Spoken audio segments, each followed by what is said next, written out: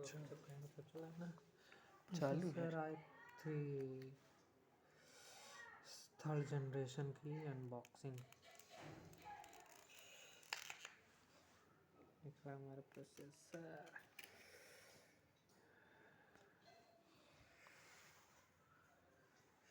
इसको लगाने से पहले मदरबोर्ड H61 खांचा बना रहता है। सुई कोई सुई कुछ नहीं है, मैं सब समझ गया।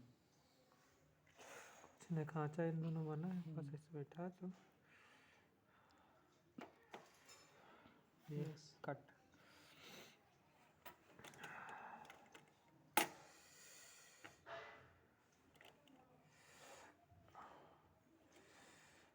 बच गया यार थर्मल पेस्ट।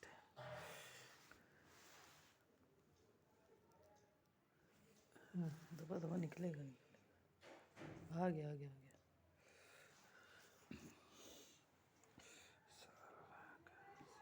अरे उसका लिक्विड रहता है।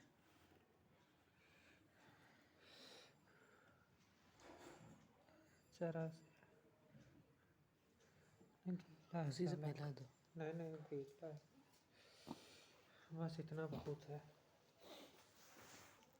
उसमें पहले से भी तो लगा हुआ है, वो बोला था लगा है, सूखा नहीं है लेकिन बस करो बस। इससे चिपक जाएगा ना। हाँ फोटो अच्छे से खींच लो, वीडियो बन रही है, सीरियल खींच लो।